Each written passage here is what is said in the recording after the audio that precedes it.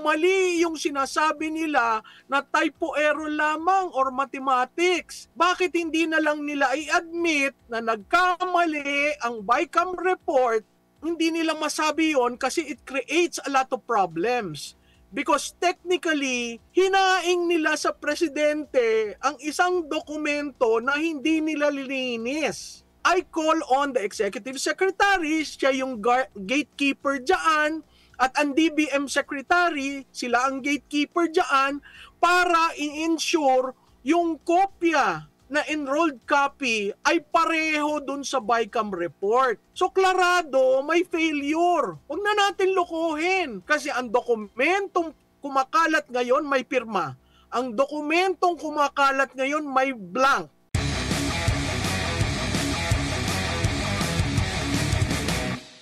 Yung una mo nang naging pahayag pangalawang pahayag ng executive secretary. Kasi nung una, dumipensa sila. Kaso nga lang, ang kanyang pagdepensa doon siya sa GAA. Pinatungkulan nila GAA. No, ngayon, doon sa ikalawang pahayag na ng executive secretary, tila umiwas na siya at parang sinabi niya, ay, wala na kami. Hindi na kasama si BBM dyan. Kasi BICAM report yan eh. Kung may blanco man dyan, kung may problema, sa Kongreso na problema yan. Ito ba'y tingin mo rito parang inamin na nila na meron talagang problema dun sa BICAM report? Admar, sa tingin ko clearly mula December 11 na nagbotohan patungo sa pagpirma niya malapit-lapit sa dulo ng December, nakikita natin tayo ay nasa pangatlong linggo ng Enero, pero lahat consistently nag-e-evade, 'di ba? May kanya-kanyang version at hindi rin sila nag-uusap para mapaayos sa taong bayan kung ano talaga ang nangyari. Ang nakakatawa diyan, parang ang trato nila sa taong bayan, mga tanga, na kung anong sabihin nila, yun. So meron kang version ng executive na paiba-iba, na hanggang sa ang presidente nagsabi, we need an optimal way of doing the budget. Kung hindi pala optimal, ba't mo pinirmahan? So makikita natin, alam mo sa ating proseso, meron namang i-check mo yan eh. I-check. Kaya nga merong bicameral at from bicameral enrolled and then si presidente. So clearly, may nagmanipula, no?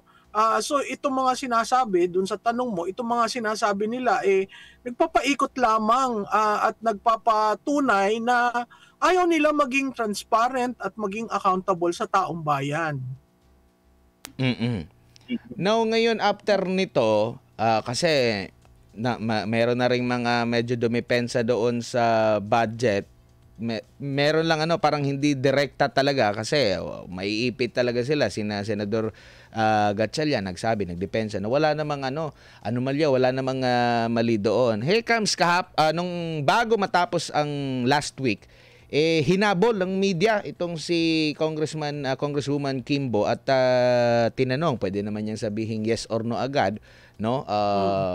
Kasi nito 1 week na ito matapos na sinabi ng dating Pangulo at ni Congressman Sid Ungab, at kung wala man, pwede namang diretso na sabihin, hindi, mali yun, ganyan. Or baka ang iba naman ang iniisip, naghahanap pa lang siguro ng sagot. Hindi siya sumagot noon at sabi lang, sa Lunes na lang magbibigay ng pahayag. At kahapon nga, ang sabi dito na, i-quote ko lang siya, notwithstanding the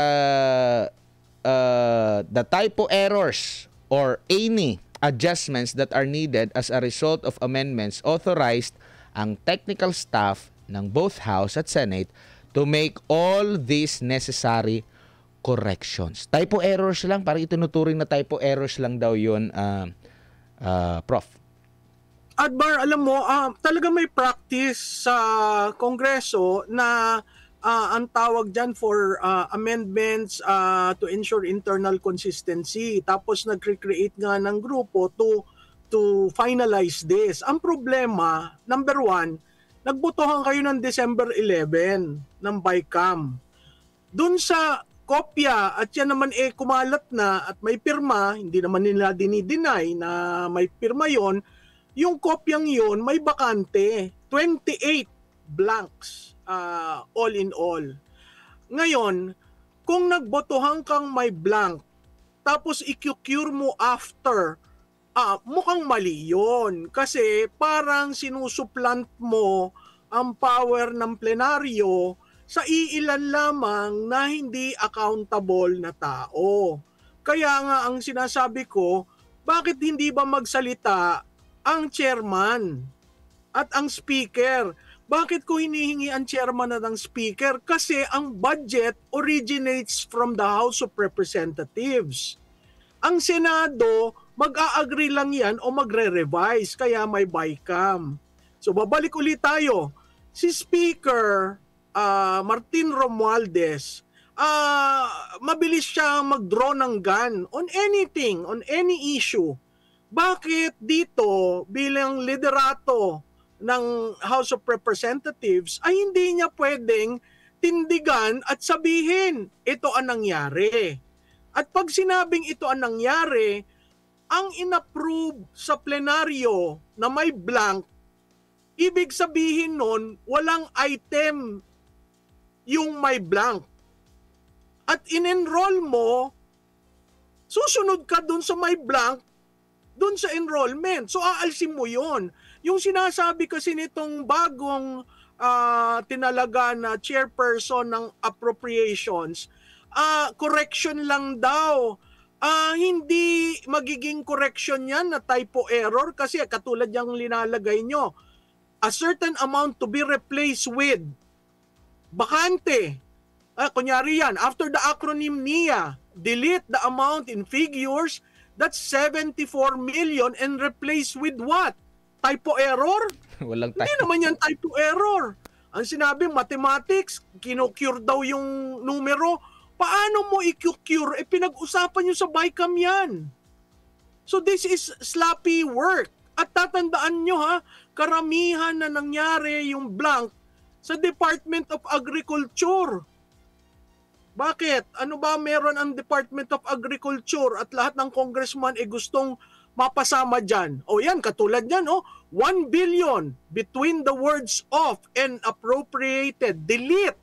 That is an instruction. Diba? Kumbaga, bago kayo magbotohan, dinilit mo na yan. So kung nagbotohan kayo using this draft, technically, blanco, walang line item na 1,191,000,000. Wala. Kasi blanco Okay? So mali yung sinasabi nila na typo error lamang or mathematics. Bakit hindi na lang nila i-admit na nagkamali ang BICAM report?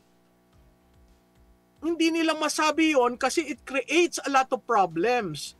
Because technically, hinaing nila sa presidente ang isang dokumento na hindi nila lininis. And I call on the executive secretary, siya yung gatekeeper dyan, at ang DBM secretary, sila ang gatekeeper dyan, para i-ensure yung kopya na enrolled copy ay pareho dun sa BICAM report. So klarado, may failure. Huwag na natin lokohin. Kasi ang dokumentong kumakalat ngayon may pirma. Ang dokumentong kumakalat ngayon may blank. Napakadali namang i-cure yan Ipakita niyo yung dokumento na pumasa after ng plenary vote. Kasi yun ang controlling. Pag may bakante pa after ng plenary vote, walang right ang kahit sino man na paltan o i-correct ang blanco. Dahil bumoto na ang plenaryo. Alam nyo, ang ginagago nila, ang taong bayan at ang mga members of the House and the Senate. Ngayon, kung okay sa kanilang linoloko sila ng leadership ng bawat chamber, ay hindi naman pwede na ang taxpayers na naglalagay ng pondo dyan sa budget na yan ay kanilang lolokohin. Diba? I-present lang yon. Ngayon na-identify na natin Nagbotohan ng plenary na may blank. Merong witnesses dyan. Si Senator Amy, si Congressman Ungab. Tapos yung mga makabayan block, sinasabi, oo nga may blank. O, di ba? May proof na. Ngayon, from the voting sa plenaryo to the enrollment, sino may control niyan? House of Representatives. Bakit? Sila ang chamber of origin. Sa Congress, legislative parlance, ang chamber of origin, pag tiningnan mo yung kopya ng enrolled copy, sino yung una? HN or SN? Pag HN, ibig sabihin yun ang origin, chamber of origin. At pag tiningnan mo sa Ligang Batas, sa Article 6, Section 21, ang Kongreso, ang House of Representatives, ang may power of the purse. So saan nanggaling ang mali? Sa House of Representatives. Nagbotohan sila ng blanco. Tapos kinur nila after the fact para sa enrollment. Mali yun. Maling-mali yun. At ang Senado na nag-a-agree kasi pareho nagbotohan eh. So parehong version ang pinagbotohan. Hindi naman sila nag-BICAM to look into, hindi sila nag-BICAM uli to look into the correction. Kasi hindi mo na pwedeng i-BICAM uli ang pinagbotohan sa plenaryo. Yun yung problema na gustong maniwala nitong mga ito dahil napaka masalimuot ang legislative maze. Maze nga eh. Kaya sinasabi na, hindi, wala. Ayun, kaya nga may BICAM dahil may disagreeing portion.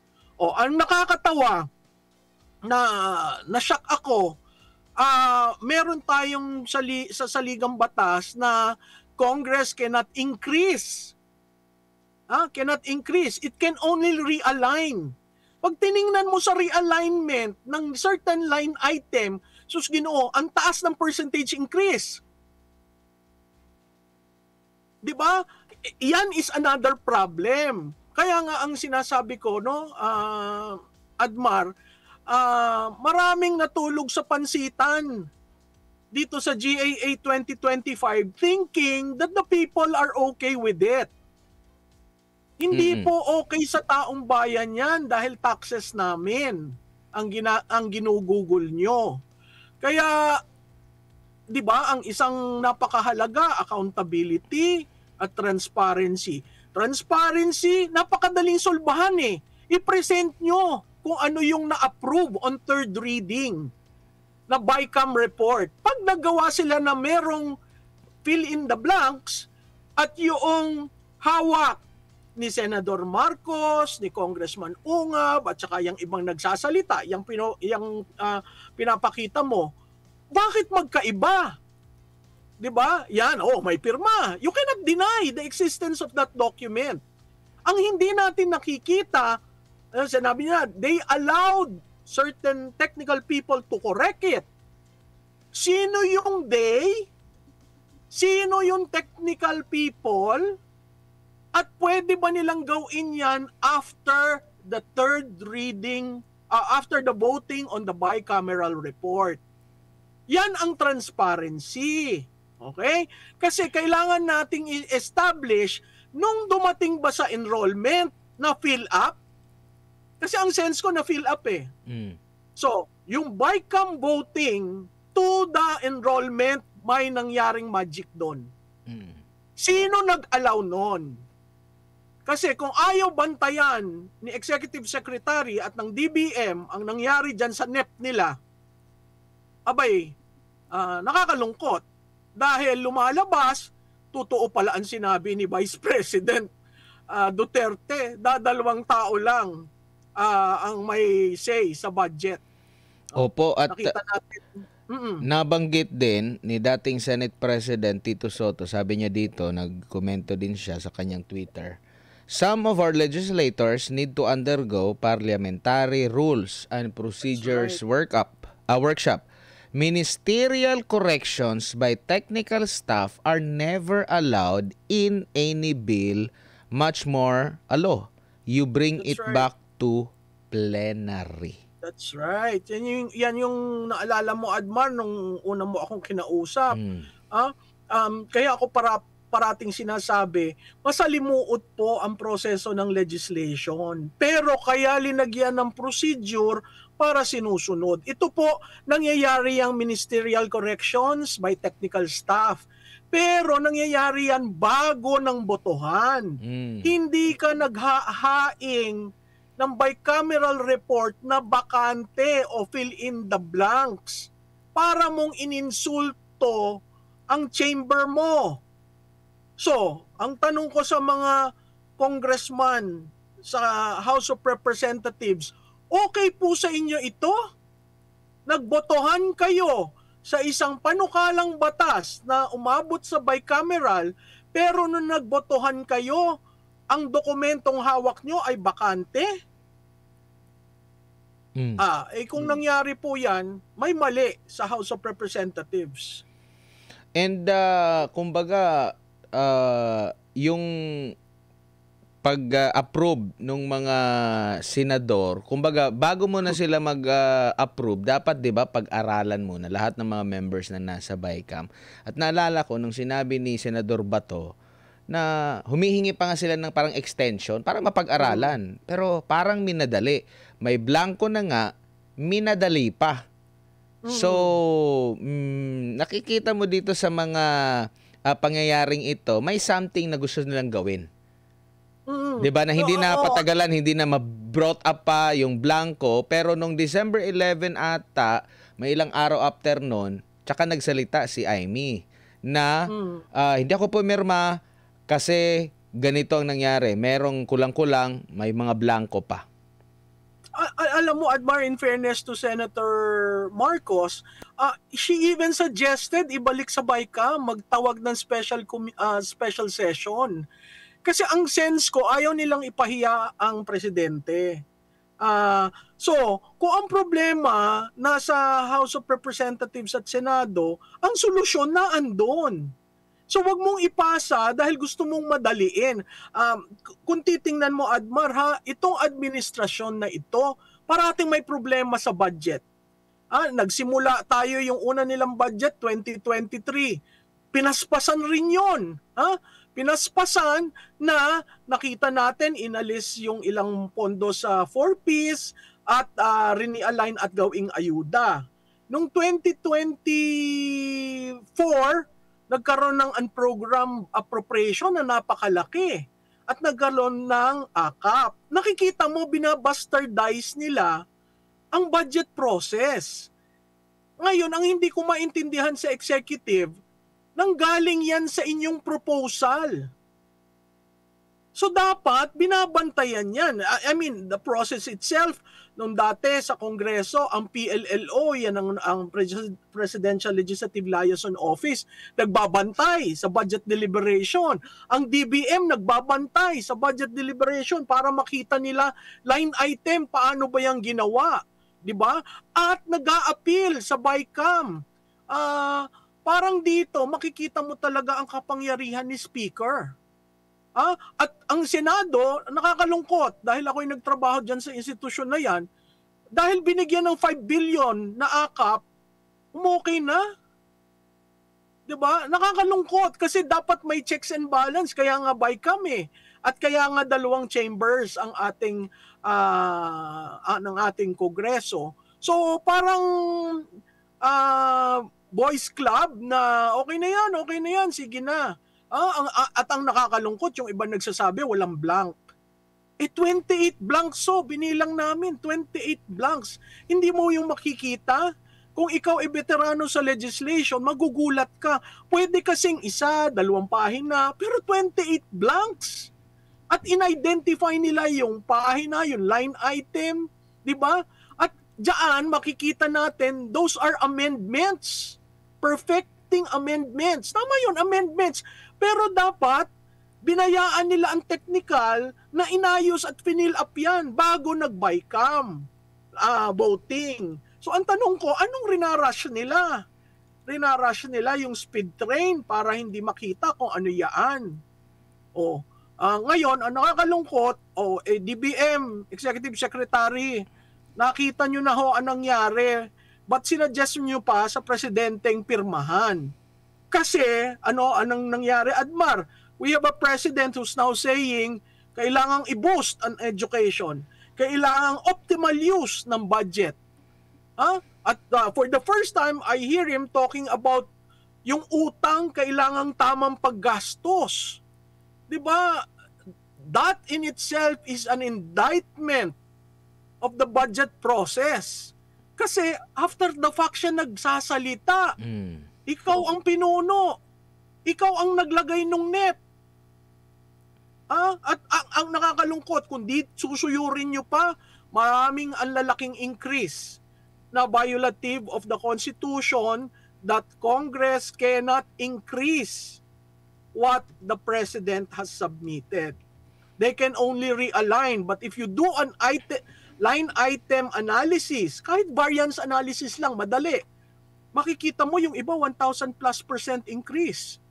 Bakit? 'Di ba? So, napakagulo at masalimuot itong 2025 budget at tayo nagsisimula pa lamang ng 2025, 'di ba? So makikita ano ang impact ng budget sa taong bayan, sa bayan natin, kung ang iyong sinimulan na budget ura-urada at hindi pinag-aralan, compounded 'di ba, from 2023 to the current budget. We are at the mercy of politicians who does not care about social services but care more for their own projects.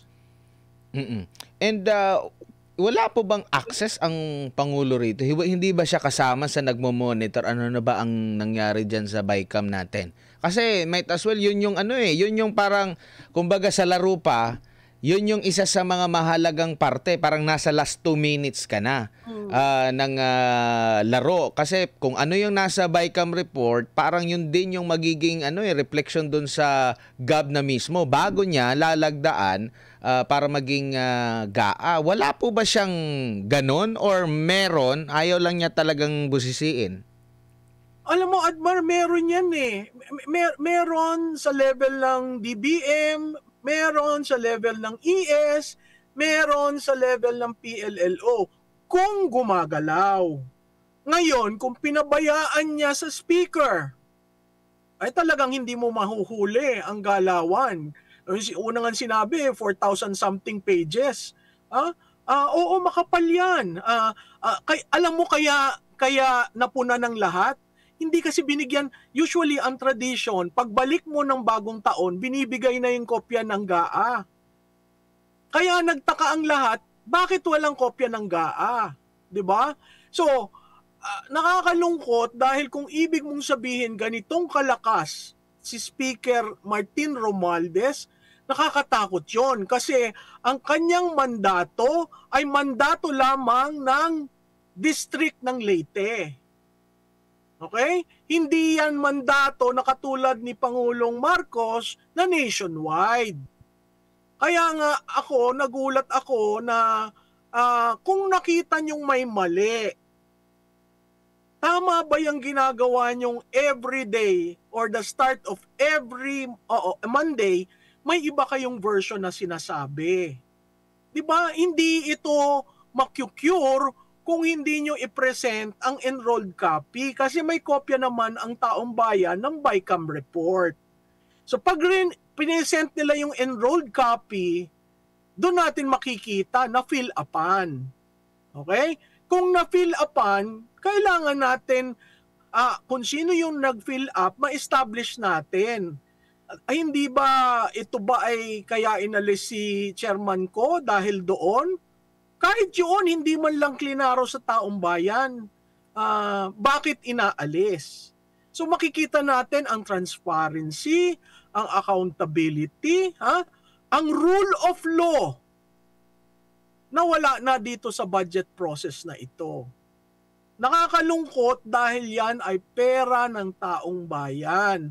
At tayo dadating sa eleksyon at baka yung pondong yan ang gagamitin para sa eleksyon. Natandaan nyo last year, nung first quarter pa lang, 80% of the budget was released.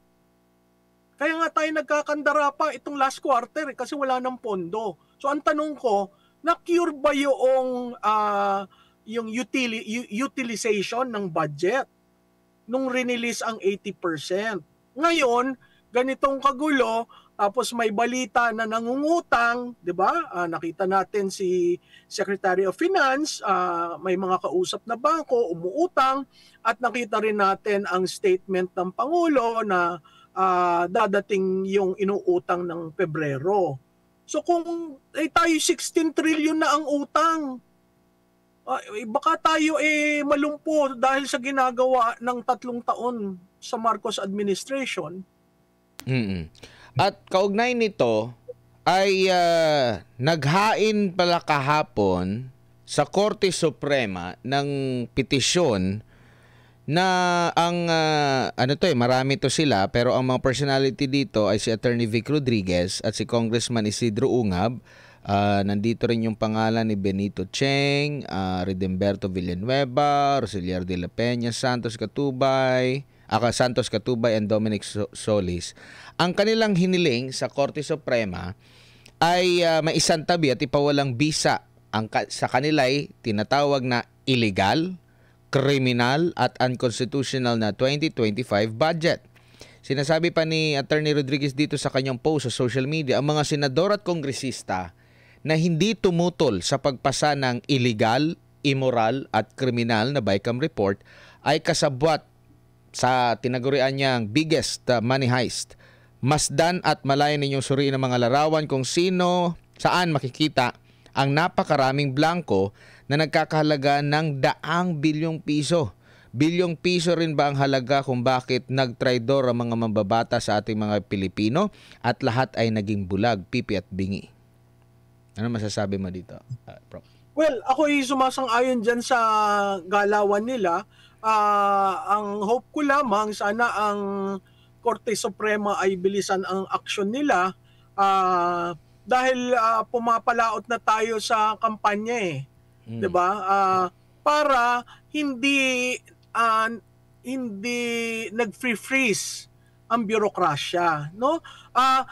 Again, merong ibang nagsasabi na pag ating question ito, wala tayong budget, magsasara ang gobyerno. Ang Pilipinas po ay hindi katulad ng Estados Unidos. Kung walang budget na napasa, yung previous budget ang magiging controlling, which is the 2024 budget.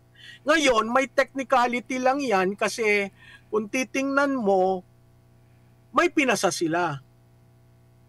'Di ba? So, kaya kailangan kaagad yung ruling ng Supreme Court para maiwasan natin yung paralysis sa bürokrasya at hindi maapektuhan ang serbisyo publiko.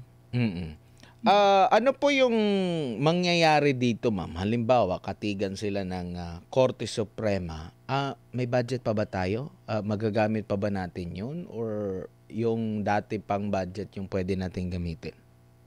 Kasi pag nag-rule ang Supreme Court ng void ab initio, hindi siya legal from the very start. Yung 2024 budget ang controlling.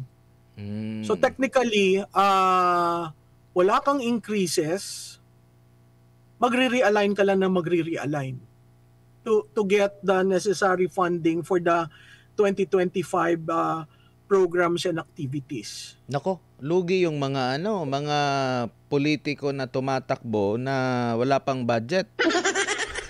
Alam mo ang mangyayari niyan, yung parang 2019, alala niyo yung ginawa ni Senate President Soto at ni Senator Ping Lacson nung sinabi kay Presidente Duterte, 93 billion yung insertion, blah blah blah.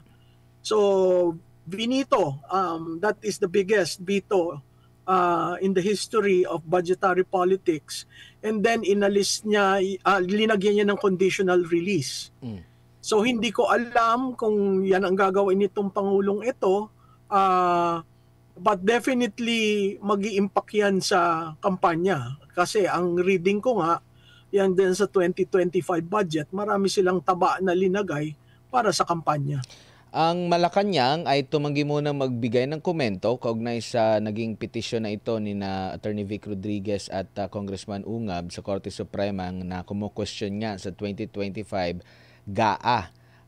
Ayon kay Executive Secretary Lucas Bersamin, kailangan muna nila mabasa ang nilalaman ng petisyon At pagkatapos nito, maglalabas sila ng komento ang ehekutibo through Office of the Solicitor General. Pero sa mga pag-question po ba, meron po ba sa kasaysayan natin, Prof. Malu, na naging mabilis? Kasi naalala ko, ang isa sa mga controversial is yung DAP. Pero Yeah, di ko oo. lang alam kung na-release ba yun during sa administration pa Hindi. ni Pinoy or after na? Hindi. Parang ang timing nun right smack into the budgetary process eh. Kaya kaagad nag-realign. I may be wrong but that's my recollection. Mabilis umakto ang Supreme Court noon. Dito kailangan mo ng kahit minute resolution para matigil. Ako ang request ko lang no na mention mo si ES. Umupo kayo sa executive. Kasi naiipit ang executive dito sa maling advice. Umupo kayo, tingnan nyo, at you owe that to the people, to the taxpayers, to reveal to us. Ano ba talaga ang nangyari? Kasi tayo, may conclusion na tayo eh. Sila ang umiikot-ikot pa. And you know, Mr. Executive Secretary, your president is the leader of the party in government. Siguro naman dapat tawagin ng pansin nitong Pangulong ito si Speaker. Kasi nagsalita na si Senate President kahit paikot-ikot yun, nagsalita siya. 'Di ba? Ang hindi nagsasalita ang mga taga House of Representatives. So, ako, Admar, babalik ako. May dalawang issues na itatapon sa mga incumbents. Isa, PhilHealth, isa, budget. So sa ating mga botante, tandaan niyo yung dalawa kasi nag-trigger yan ng public reaction eh. Condemnation nga eh, no? Ang PhilHealth dahil kalusugan ng mga miyembro nito at ang budget dahil taxpayers ito. Hindi ito pondo ng mga politiko. Sang-ayon din po ba kayo? Meron ding naging opinion dito si Pastor Apollo Sikibule. Ang sabi niya, kung ang namumuno ay talagang tuwid ang utak at para sa kapakanan ng tao yung kanyang sinumpaan, makikita sa budgeting natin.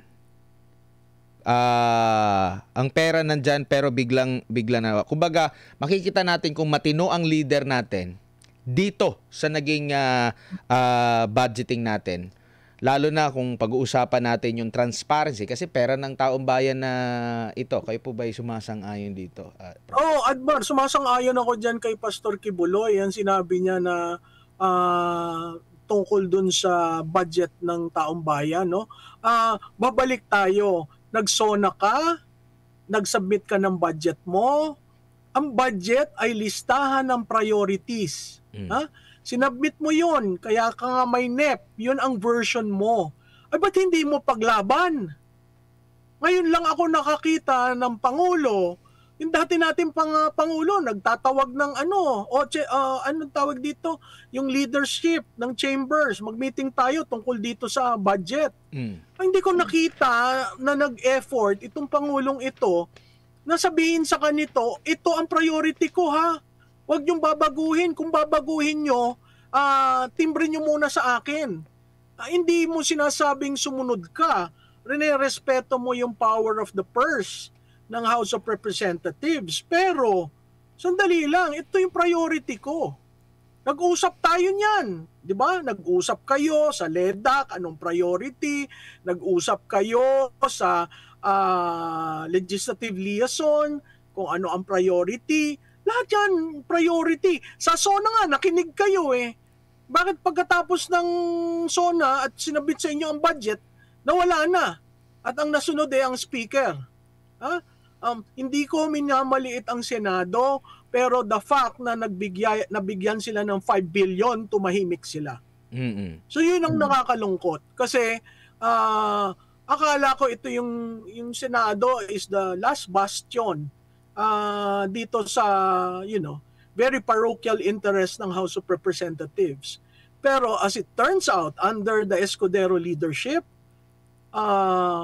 bumaba yata ang bar of leadership sa Senado. Mm. Kasi kita mo, very active rin siya dyan.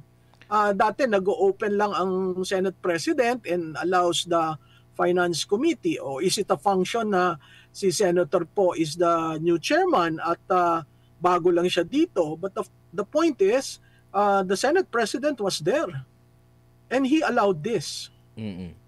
Meron pang dadagdag dito si Pastor Apollo Sikibuloy na naway maging gabay sa ating mga botante. Sabi nga niya dito, kung ang taong namumuno, magnanakaw, kurap sa utak, magmumula yan sa spirito, kahit pulbusan mo pa yan, kahit barungan mo pa yan, kahit may Amerikana pa yan, may Amerikanahan mo pa yan, kahit pagandahin mo pa yan, lalo na yung mga mamahaling mga mga gamit nila, di ba? Pag kurap yan sa loob, kurap yan kahit saan mo dalhin. Kurap ang taong yan. Kaya nakikita mo sa resulta ng kanyang buhay at sa resulta ng kanyang pamamahala. Kaya ang unang-unang dapat makita kung ano ka sa loob ng iyong pagkatao, talaga bang sa loob mo, lifestyle mo, honest ka? Talaga bang ikaw, hindi ka nagnanakaw ng pera na hindi sa'yo? Hindi ka natitempt sa mga perang ipinagkatiwala sa'yo, kahit subukan ka pa, kahit ilagay ka pa sa apoy pagkatapos i-pressurize ka, hindi ka titiklop. So, maraming ngayon, lalo na ngayon, makikita natin yung mga lifestyle nila, pero may isang kongresista nagtanggol dito. Pero dito tayo sa ano po, ma'am, sa magiging impact nito, lalo na sa panglabas natin, lalo na naghihikayat, nag-real talk pa naman yung taga Maharlika Investment, yung taga Maharlika Investment, no? Ang sabi pa, tinanong siya, ang tanong sa kanya kung meron na bang naging resulta ang pag-iikot sa abroad ng Marcos administration, yung Maharlika Investment Corporation, yung mga Marcos trips. Nag-real talk, wala pa. Wala pa. Naku, bakit si Baktos? Tapos, Admar, di ba ang tinatarget nila ang NGCP? Gusto nila ng 4 na ano. Parang meron na ata, mo, diba? Nagkaroon sila ng motu proprio hearing ng legislative franchise. So, minonitor ko yun. Nagulat ako, anong imomoto proprio nyo? Essentially, to establish the fact that government wants to get 4 seats in NGCP. Today, as we talk, ang House of Representatives pinasa yung amendments to the Development Bank of the Philippines Charter. Kaya sabi ko, pag-aralan nga natin ito, baka na naman meron na namang nangyayari. Kasi ang parati nilang pinakikialman yung mga trust funds.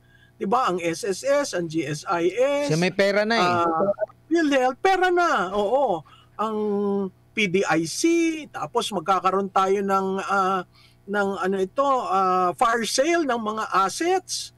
Ay, nakakatakot yun ha, sa simula ng taon. Hindi ko alam kung ano nangyayari dyan sa PCO at mukhang nawawala sila sa messaging sa taong bayan. Sa simula ng taon, itong lahat na problemang ito, para kang Admar na may listahan ka ng pamalengke, isinulat mo yung papalengkehin mo, tapos napadaan ka sa sa loto, 50 pesos, binahinta mo sa loto, 50 pesos na lang natira sa'yo. Yan ang nangyayari sa atin sa budget.